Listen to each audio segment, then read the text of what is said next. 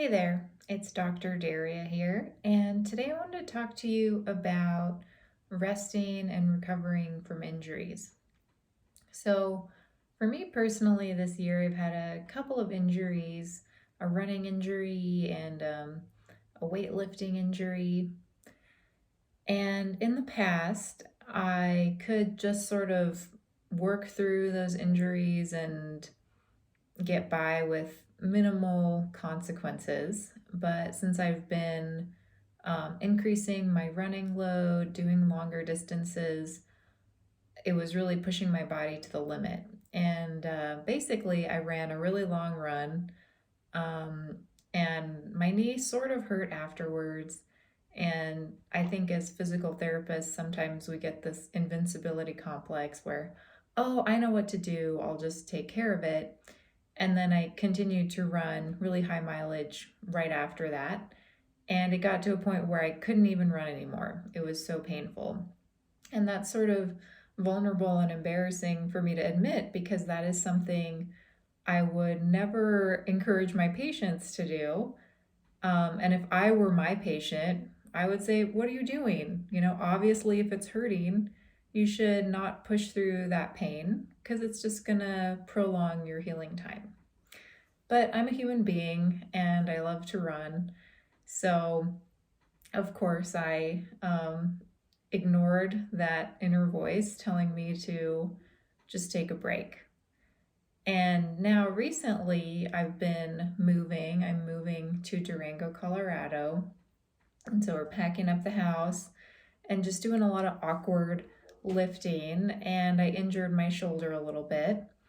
And I've been really consistent with this weight training program.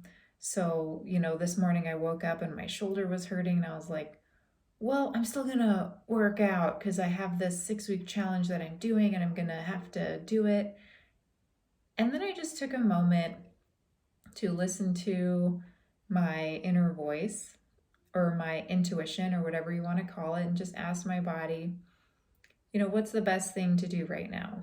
And after doing that, I decided to take a rest day and just work on my rehab exercises and see how I feel tomorrow.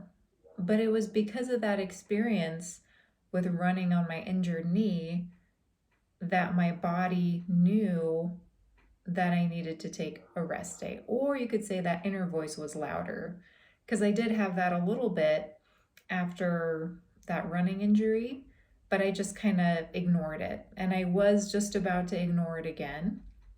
But I know that it's just not going to result in me being able to get back to running and weight training like I want to if I just keep pushing past those injuries. There are times when you have injuries and you can continue to work through them. So it doesn't mean that whenever you have an injury, you have to stop everything that you're doing, and most of the time, not. But I do think it's important to understand that each of us does have that inner voice and that intuition, and it gets clouded by our mind. So if you think about your inner voice and your intuition being more in your body around the space of your chest and your gut, if you sit quietly and ask your body, what is the best thing for me to do right now? And you put your awareness in your chest or your belly and see what answer you get from there.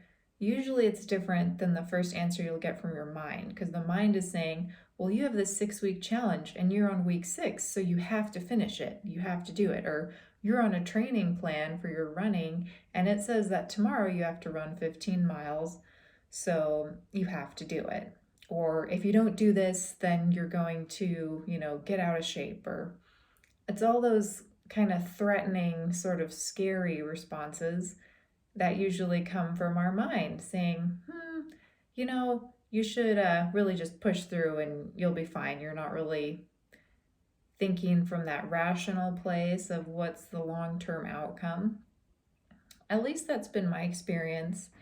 And working with patients, it's been really helpful for those patients to develop a sense of their intuition and a sense of their own bodies and how they listen to their body. And we always say, listen to your body, listen to your body.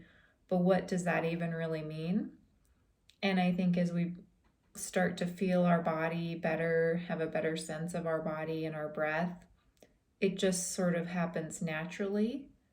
And at the same time, we have to make a conscious effort to listen to that intuition. So I hope this is helpful for you. Let me know if you've had a similar experience, if you agree or if you completely disagree. I want to know that too. So leave me a comment, and you can also reach me at Derya, Derya, at myessentialpt.com. Thanks a lot.